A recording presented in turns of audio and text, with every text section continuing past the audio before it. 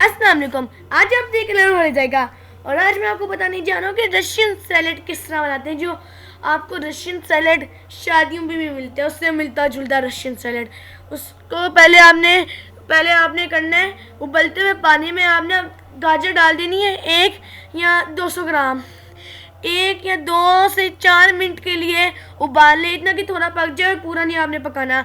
उसके बाद आपने किश्ते इसके अंदर आधा बाउल डाल देना है। 2 घंटे पहले पानी में भिगो लें आप।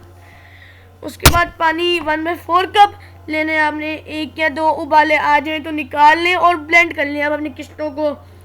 अनार उसके बाद आपने 2 मीडियम साइज़ के ले लेने हैं। उसके बाद आपने चने उबाले हुए आधा बाउल डालना है।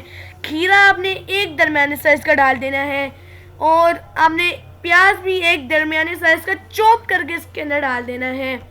और आपने शिमला मिर्च एक छोटी साइज़ की चॉप करके इसके अंदर डाल देनी है। और उसके बाद फिर से आपने गाजर एक कट कर लें जो उससे आपने बॉईल किया था। उसके बाद आपने पास्ता एक बाउल लेना है।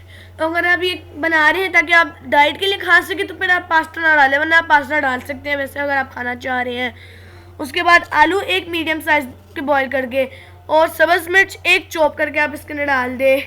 उसके बाद आप सेब इसके अंदर 4 चॉप करके डाल लें।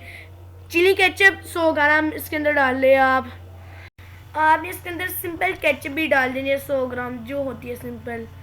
उसके बाद आपने इमली का पानी 3 बड़ी चमचे डालने हैं। पानी में डाल के उसकी गुठलियाँ पहले आप निकाल लें। पिस्ते का पेस्ट 5 बड़ी चमचे आपने ले लेना है। इसको आपने अच्छी तरह मिक्स कर लेना है। आपका मज़ेदार सा सैलेड बन गया। इसको आप डाइट के तौर पे भी खा सकते हैं और अगर आपने डाइट करनी है तो फिर इसमें आप पास्ता ना डालें। और प्लीज़ कमेंट करके बताएं हम अगली वीडियो में क्या बनाएं। अल्लाह हाफ़िज़, मिलते हैं अगली वीडियो में।